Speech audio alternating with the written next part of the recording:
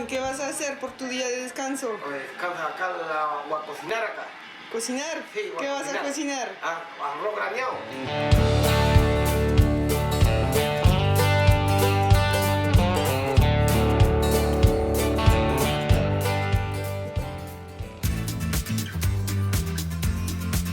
Ce joli ciel, cette belle lumière, sont ceux de la Baia Inutile, qui ne l'est pas tant que ça, puisqu'elle abrite une sympathique colonie de pingouins rois, une espèce pas facile à observer, car il faut normalement aller en Antarctique pour les voir. Au fait, Magellan, en 2 mots, c'est le navigateur portugais qui a trouvé le moyen de rallier le Pacifique pour faire le tour du monde en 1520, en passant entre la Patagonie et la Terre de Feu.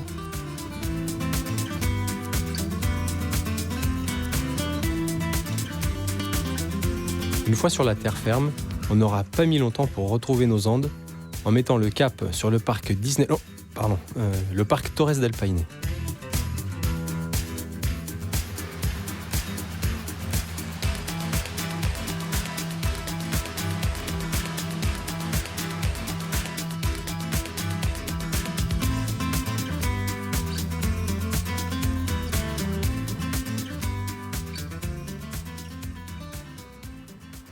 On m'avait dit que Torres del Paine c'était de la rando, du trekking et en fait c'est une balade à la plage.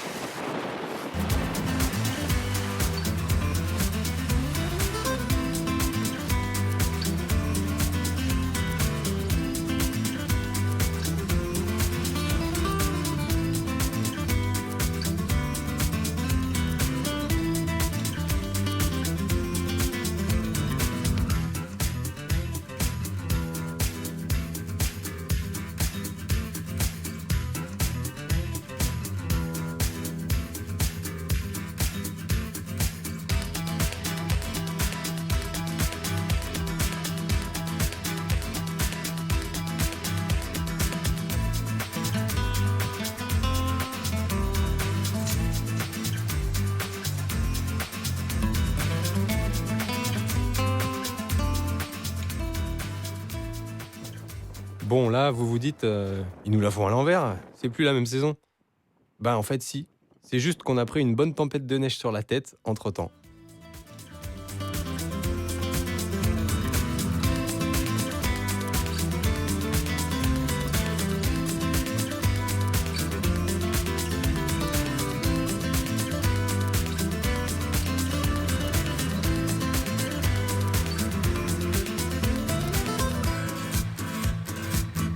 Hors saison touristique, il n'y a plus de bateaux.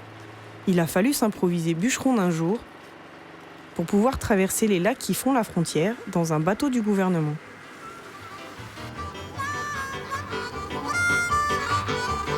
On accède ici à la fameuse Carretera Austral, une piste en montagne russe de plus de 1200 km de long, complètement isolée, construite le long du Pacifique sous l'ère Pinochet dans les années 70. Une sorte de Graal pour le cyclo-voyageur qui n'est pas fan de goudron.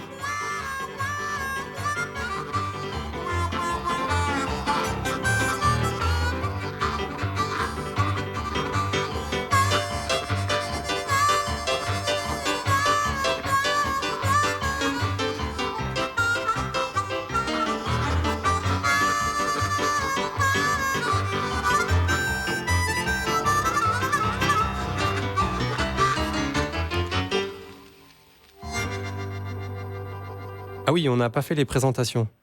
Pour cette portion de voyage Into the Wild, on se retrouve à rouler avec 2 amis rencontrés en cours de route, Coco le pêcheur et Yanis Saglis.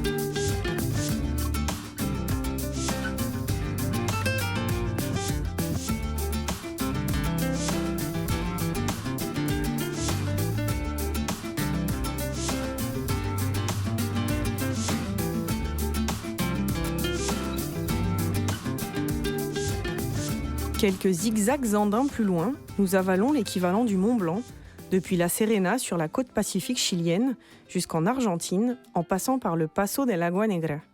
De riches rencontres avec les bergers, en transhumance avec leurs brebis, égayent notre longue montée de 4 jours. On a même droit à de délicieux fromages frais et pains tout chauds. Manque plus qu'un bon canon de rouge. Le Chili, c'est avant tout un pays qui tire sa richesse de son sol. Toutes ces belles couleurs, ce sont autant de minerais que ces mineurs nés exploitent.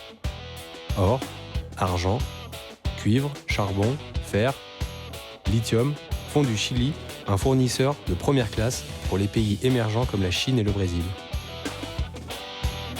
En plus, pour être honnête, c'est souvent grâce aux mines que nous pouvons, nous les voyageurs avaient été, profiter d'un réseau de pistes si haut dans la cordillère.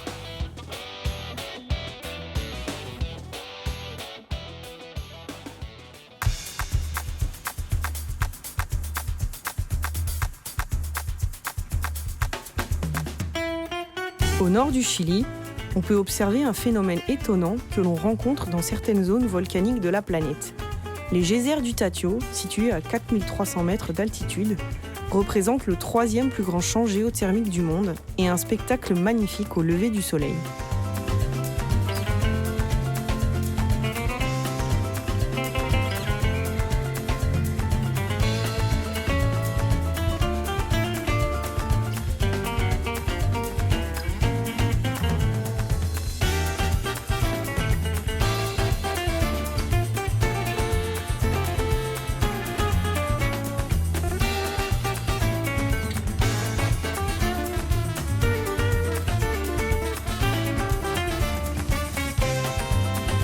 Ces flamants roses, qui font le moonwalk parce qu'ils ont sans doute vu la caméra, viennent se nourrir dans les lagunes d'altitude, y compris celles aux couleurs vives contenant de l'arsenic.